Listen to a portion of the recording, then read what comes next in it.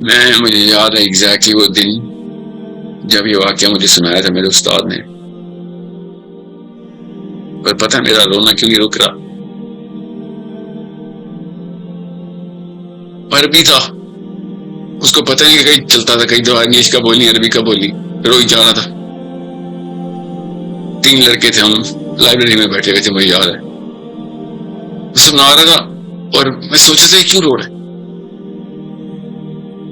और उसके रोने को देख के मैं भी रो रहा था।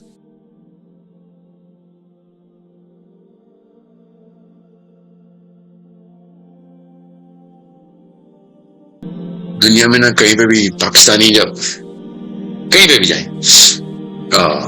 मैं पता नहीं कितने 100 मुल्कों में रहा हूँ, मुझे तो पता भी नहीं, याद भी नहीं हो कितने शहरों में।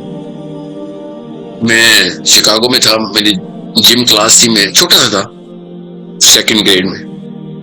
मेरे जिम क्लास के लिए मैंने जूते लेने थे, तो मेरे अब्बा जी ने मुझे स्कूल छोड़ना होता था, तो उन्होंने कहा चलो, मैंने उनको बताया मेरी जिम क्लास है, मुझे रनिंग शूज चाहिए। तो ही सेड ओके। तो हम टैक्सी में बैठे और टैक्सी वाले ने हमें देखा और हमारी बातें सुन के कहा अस्सलाम वालेकुम सर, आप किधर से हैं? तो मेरे अब्बा जी ने थोड़ा सा पॉज किया, और क्योंकि मैं जल्दी से स्कूल पहुंचना था, और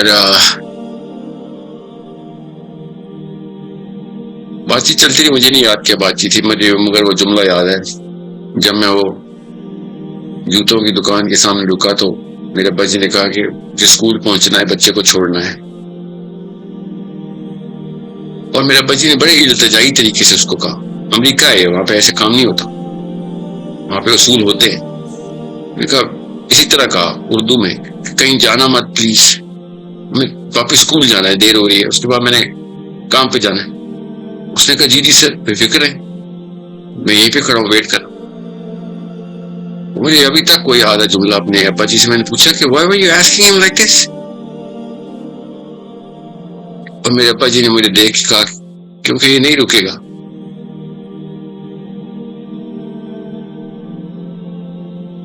I remember it was 1990. I don't remember exact year, but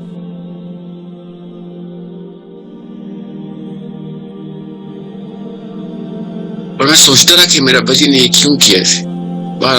10 minute लगे होंगे मैक्सिमम। जल्दी से मेरे अब्बा जी ने कहा जो जूता नजर आ रहा है पहन और निकल। He had to go to work too. मेरे अब्बा जी ने ज़रा जज्बाती आदमी थे, you might have noticed through his writings. जब हम बाहर आए तो मेरा अब्बा जी इधर उधर भाग रहे थे कि कहीं खड़ा हुआ होगा। बहरहाल वो आए, हमने खैर 5 मिनट और वेट किया और दूसरी एक टैक्सी पकड़ी। पूरा रास्ता चुप रहे, मैंने भी नहीं पूछा।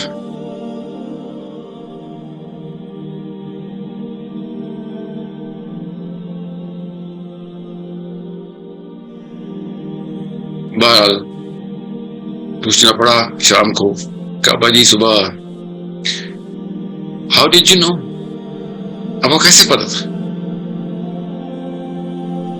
तो उन्होंने कहा कि अपनी कौम का पता होता बेटा, बाकियों का तो नहीं पता चलता, अपना को तो पता चल जाता है।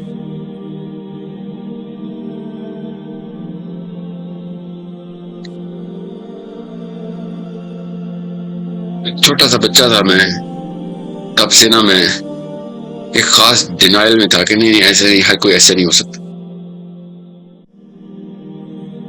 एवरीबॉडी, औरतें, मर्द, लड़के, लड़कियां। पाकिस्तान में ना ये नवाज शरीफ, इमरान खान का मसला नहीं है, कब से कह रहा हूं मैं आपको। हम चलेंगे कोई नवाज शरीफ बुरा आदमी नहीं है, या शहबाज शरीफ या इमरान खान।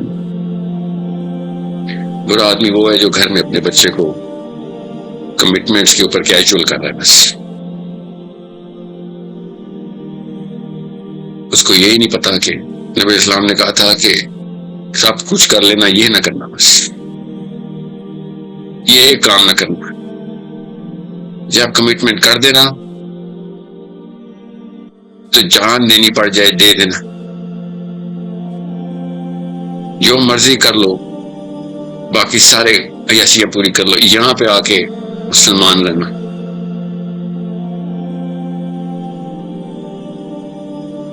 मैं आपको बता रहा हूँ, बम से, गोलियों से, सिक्योरिटी से, हर कोई मुझे कह रहा है पाकिस्तान के हालात बड़े खराब है आजकल, पाकिस्तान के हालात बड़े खराब है। कोई हालात खराब नहीं है पाकिस्तान की, हर जगह पे कोई बम नहीं फट रहे, न गोलियां चल रही है। इतनी तेजी से हमारी आबादी बढ़ी है, दुनिया में किसी और मुल्क की नहीं बढ़ी। बंदे मरने से पैदा हो रहे थे।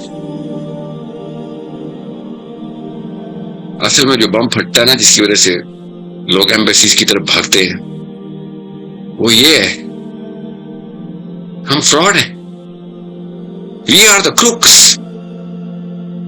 हम मानते ही नहीं है,